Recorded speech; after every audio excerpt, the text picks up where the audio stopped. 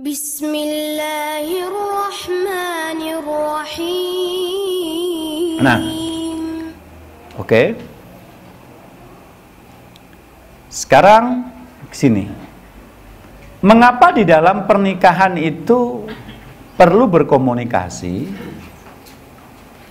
Yang pertama, karena berkomunikasi itu adalah bukti komitmen. Bukti komitmen.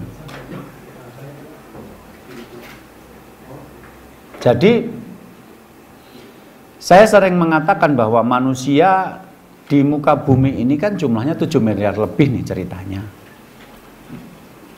Dan Anda boleh kok memilih pasangan yang tidak satu area atau satu lokasi dengan Anda. Anda orang Jakarta, Anda pilih kok nikah dengan orang Solo, boleh. Anda mau nikah dengan orang Papua yang keriting-keriting itu juga boleh. Anda mau menikah dengan orang Suria atau orang Palestina yang mancung-mancung untuk perbaikan generasi juga boleh kok gitu loh. Persoalannya cuma mau atau tidak, karena menikah itu bukan dengan orang yang kita inginkan, tapi dengan orang yang mau dengan kita kan gitu. Ini kalau saya ngisi kuliah pranikah kan saya bilang begitu. Kamu itu akan menikah bukan dengan orang yang kamu inginkan, tapi kamu akan menikah dengan orang yang mau dengan kamu. Jadi daripada bikin kriteria-kriteria yang ideal, maka naikkanlah dirimu sehingga nanti yang menginginkan kamu orang-orang terbaik. Lah kalau cuma deprok ya, duduk di situ, stay di situ, sementara kamu ingin yang tinggi-tinggi, yang tinggi ada pun nggak mau sama kamu, toh gitu loh. Itu. Nah, pada saat kita memilih satu orang untuk menjadi pasangan, berarti bagaimanapun alasan pemilihan kita, dia orang penting dalam hidup kita. Bagi laki-laki, perempuan yang dia pilih jadi istri adalah tempat di mana dia menyerahkan penjagaan kehormatan keluarganya. Jadi ketika dia nanti pergi keluar rumah, istrinya memasukkan tamu laki-laki atau tidak. Ketika dia pergi keluar rumah, istrinya bisa menjaga kehormatan keluarganya atau tidak. Apakah istrinya nanti bisa didik anak atau tidak. Maka dia mempercayakan itu. Nah kalau dia memilih perempuan yang tidak sholat, tidak kenal agama, terus anaknya tumbuh. Ini saya beberapa kali lihat di internet itu ada video tentang anak-anak sekitar Bekasi dan Jakarta yang umur-umur di bawah 5 tahun tapi sudah ngelem gitu loh. Bahkan kemarin terakhir saya lihat itu dia buka itu tempat bensin motor itu, kemudian dia ciumi gitu. Ini ibunya kemana, bapaknya kemana gitu. Umur 5 tahun udah mabuk gitu. Saya katakan Jakarta dan Bekasi kan omongannya ya, lu gue gitu loh. Solo kan nggak mungkin bahasa lu gue kecuali orang Jakarta yang sedang main ke sana kan gitu. Ini orangnya gimana? Tadi malam saya ada di Bandung sebelum subuh meninggalkan hotel. Karena apa ya? Keretanya kan jam 5 dari sana. Kebetulan yang nyopiri kita kan dulu mantan manajer artis, jadi tahu ini nightclub yang baru tutup gitu loh. Saat ini orangnya baru pada keluar gitu loh. Jadi jam 4 itu baru pada keluar mau pulang. Itu nyelip di antara mereka itu juga perempuan-perempuan cantik-cantik gitu. Saya pikir ini apa ibunya nggak nyari ya? Gitu. Anaknya malam ini di mana? Mosok nggak nyari? Kalau mereka tidak nyari, bisa jadi ibunya dulu juga kayak gitu, ketemu sama suaminya di tempat itu gitu loh.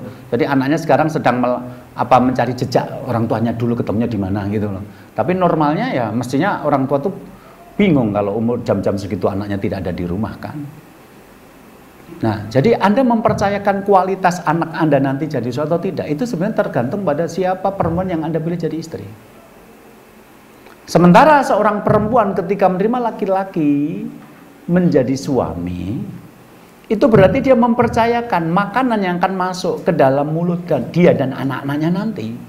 Jadi kalau ternyata laki-laki yang dia pilih ini nggak ngerti syariat, tidak ngerti halal dan haram, sekedar membawa makanan enak ke rumah, bukankah makanan yang haram itu hanya menemukan daging yang layaknya ditempatkan di neraka?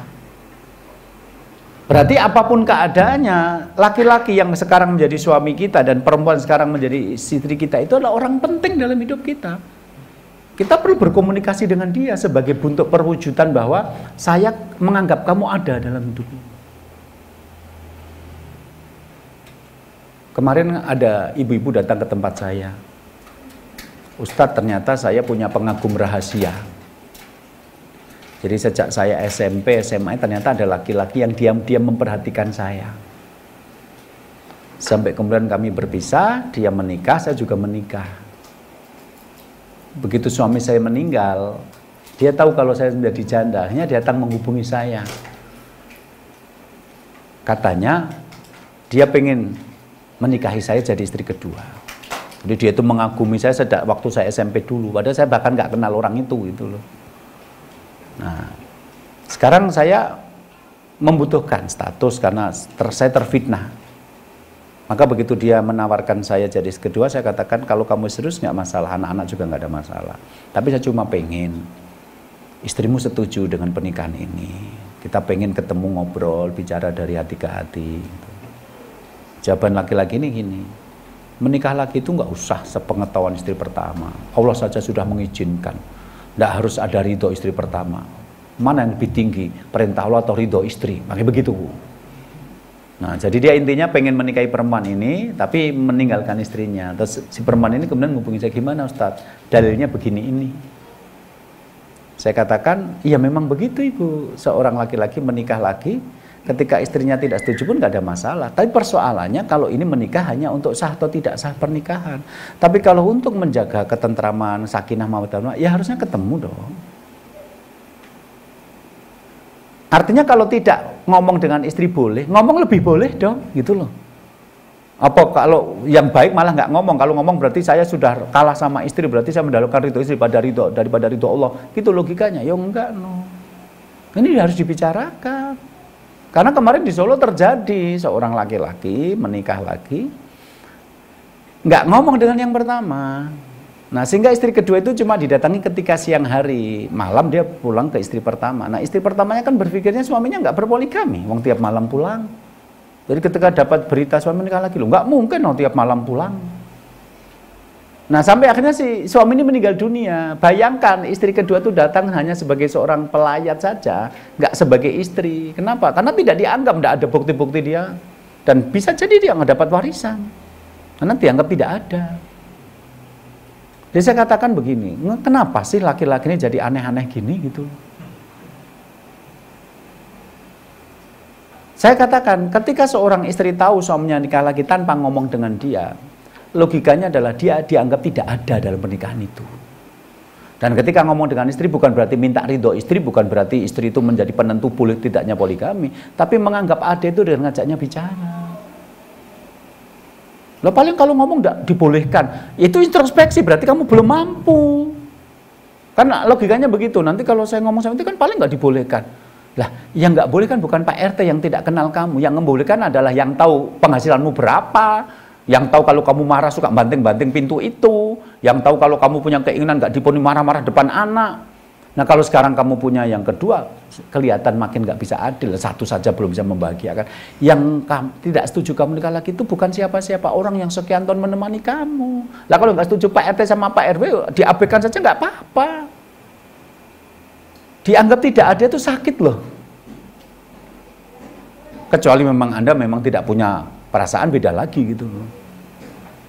Nah, jadi ketika kita memilih laki-laki atau perempuan sebagai pasangan, salah satu bukti bahwa saya menganggap dia ada dalam hidup saya menghargai usaha-usaha dia, itu ya saya berkomitmen untuk bicara dengan dia. Kan saya kutipkan itu yang di samping, ya perkara paling berat adalah tidak bicara kepada seseorang yang seharusnya Anda bicara dengannya setiap hari. Ya ada wujudnya tapi nggak ada omongannya, itu kan aku punya tubuhnya tapi tidak punya hatinya, kan gitu bahasa. Syukran ya Rabbi, syukran hadaita qalbi, syukran.